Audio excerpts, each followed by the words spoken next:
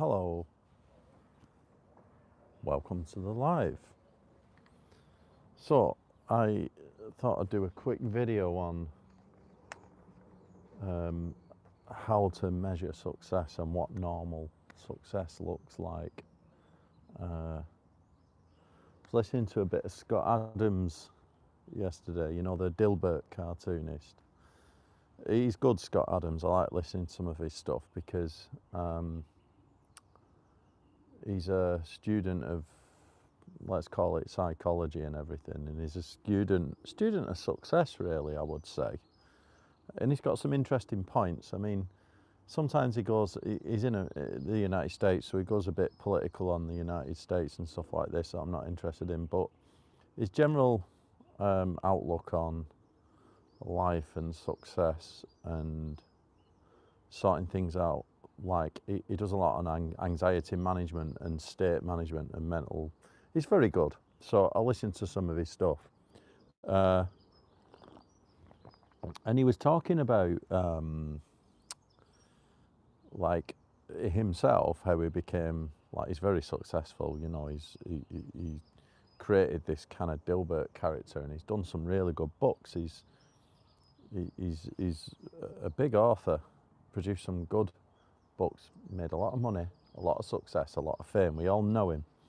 And he explained that when you become successful, he said there's certain people, we call them gurus, right? They become successful, wildly successful, let's say, like these outliers, like, I don't know, maybe like the tech billionaires, right? They become super successful, and then they write a book or whatever, and then they go on tour and they tell you how to get this success. And they almost make out like they've got this blueprint, like they've got this success formula down to a T, and they're going to teach you.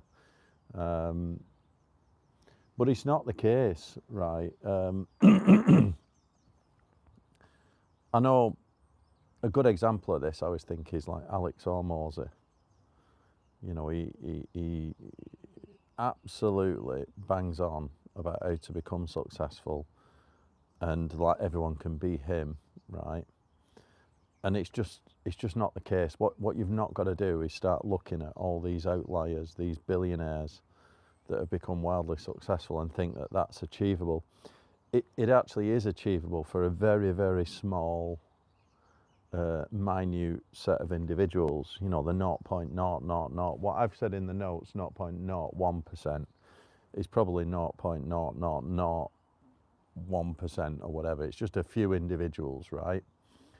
And the danger with, I always think that listening to people like Hormozy, all these kind of characters,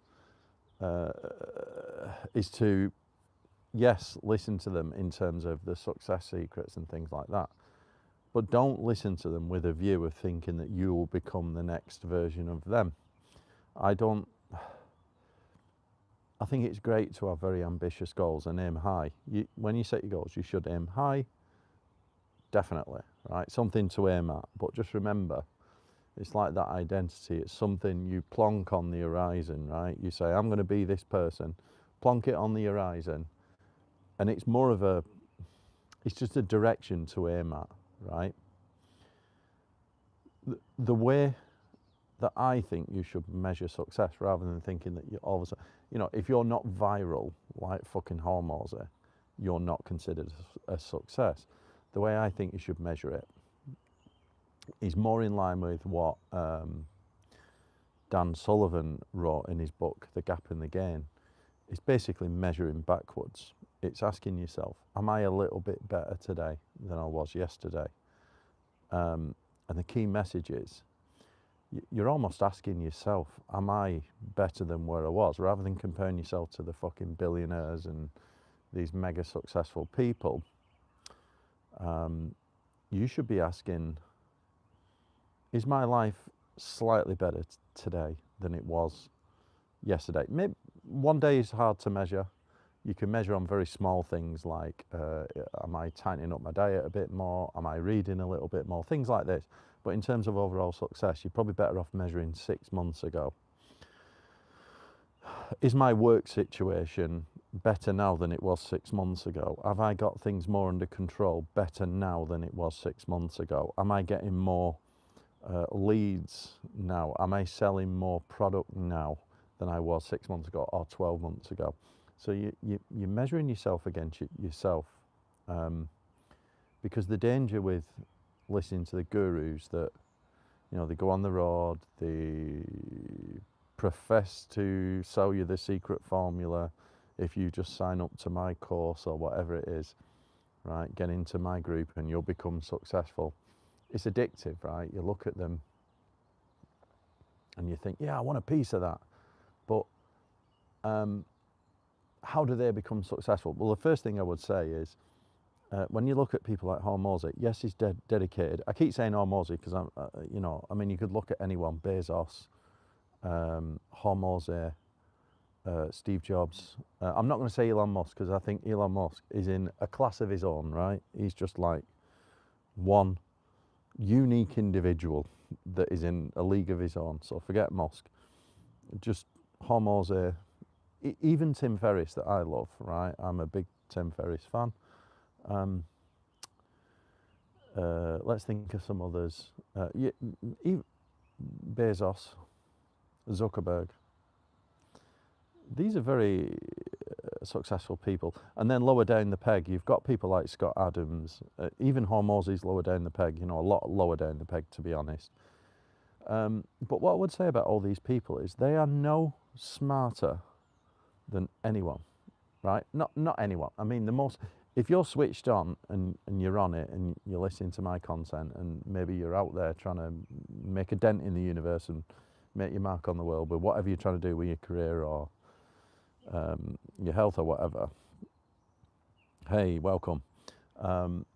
Then you're probably pretty smart. You're smart enough to know how to create. Hi, welcome to life.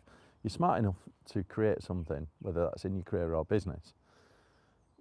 Honestly, these really successful people, they are no smarter than you.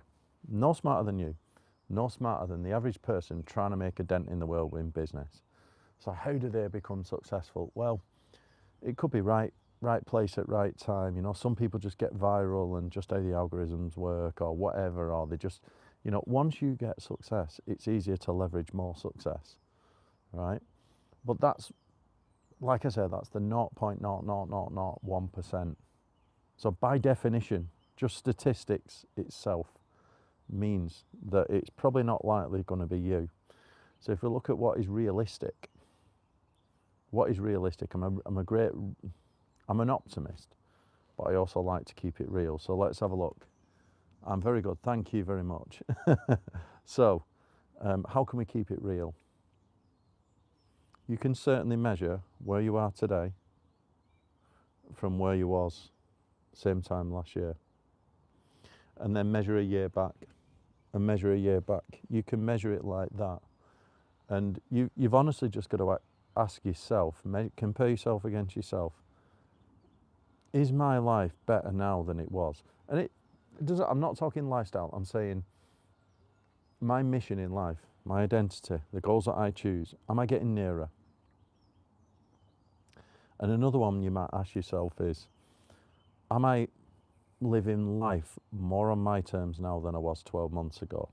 So if you've made some decisions, even if you were going through some really tough times because of the decisions that you've made, let's say, like I have, created a second business, you make a rod for your own back, right? You give yourself a lot of work to do. But you're choosing to take that on as a huge project, right? You're choosing that, so you're living life more on your terms. Even if you've given yourself a shit ton of work to do, are you now moving closer towards what you want than where you was 12 months ago? And that's the way to look at it, right? Because I've wrote down here what sustainable progress really looks like. What does it look like? To me, sustainable progress looks like me choosing 3 things to work on every day, right, towards my goals, like I always say. 3 small things and ticking them off every day. It's all right if some days you do 2 of the 3, but every day moving a step closer. That is what sustainable success looks like. And you could say it's like making good decisions and driving your future forwards, right? Hey bro, may I ask you where you're from? Yeah, of course, I'm from the UK, so Manchester. Thank you very much. And that's it. So you got to learn to read between the lines. Like if you're listening to any Hormozy content, I've never been a huge fan of Hormozy or Gary Vee. But I do respect people like Tim Ferriss and you know, even Scott Adams, people like that. I find Scott Adams, Tim Ferriss, people like this to be a lot more grounded. I mean, the whole Gary Vee thing and Hormozy thing is very viral, but it's viral because it's selling you the kind of hustle culture that somehow you'll end up like them if you just grind out more and more hours. I don't think that's the case, not in my experience. I mean, you know, you can go through life like I have, grinding away at business, and the best you can hope for is better than the people around you, being honest. And maybe that's good enough, right? Because things can always be worse. So, and I do think that there's a great joy in just writing down every day, like I do in a journal, choosing the direction of the day. And feeling like you're empowered because you're actually making those decisions. So every day you're choosing what you're going to do, setting your day with intent. I think there's a huge amount of personal satisfaction in that. Even when I was in the corporate world, I never chased job titles. I had a good job, but I never chased job titles. I would always chase what feels like a personal success to me. And I think that's a very good way of looking at it. I just write down, I've just written down here, it's in the notes this by the way, why freedom and autonomy matters more than headlines. 100%. I think you being the architect of your own life, you choosing the direction is a lot more powerful than headlines. It is, I do believe in rewards. You know, you need a little reward if you get a bit of success. Treat yourself. It's like what Scott told me. It's pissing down now, so I've not got long. It's like what Scott told me when he's coaching me. Like he said, you need a reward. So what you got to do if you're going to treat yourself, whether that's a trip or you know, a possession like a physical item that you want, or an experience, attach that to the success of something. So if you win a contract, attach the trip to the reward of winning that contract. That's your little treat. And it's a good way of getting your brain to associate success with rewards. It's like Pavlovian conditioning your own mind. You know, you're saying, if you win this job, I will give you this little bonus, which is this nice little trip to wherever and this little experience, or you know, this new car, even if it's a huge, or maybe not a car, but maybe I'll get you this special thing that you've been, like computer or something, or a new phone or whatever, right? Attach that as a reward to the success, but don't go overboard. And anyway, we're getting off topic. The main point is beware of the gurus selling you success. Be realistic. You know, small business is actually quite good, but it's not what it's cracked up to be. The biggest benefit of choosing your own direction, whether you're self-employed, small business, or even if you're in a career with a lot of autonomy, like a financial job or a sales job or whatever you're going to do, right? You've got a lot of autonomy. you're still pretty much subjected to the same rules. Unless you're a billionaire, you're subjected to the same rules as everyone else. We've all got to pay taxes, we've all got to make a living each month. But when you have autonomy and live life on your terms, there's a huge amount of gratification in that. You feel, I've always thought that personal accountability was in, you're responsible for the upsides and the downsides of what happens to you each month. It's hugely liberating, you know, the idea that you can outsource your future to a corporation to give you a wage each month. That is not safe at all. I don't believe that is taking charge of your own future. But realistically, life's hard, and maybe the best you'll get is just better than where you currently are. I love this weather though. It is raining, but I quite like it. Right, I'm going to go in because it's lashing it down. All right, thank you for watching. Don't forget to like. Check out my other videos. Just done a new one on resource anchoring. Just lived it before because reading a lot about NLP. Coming up with some new products soon to help people. We'll be releasing new products some point this year, new physical products like journal products.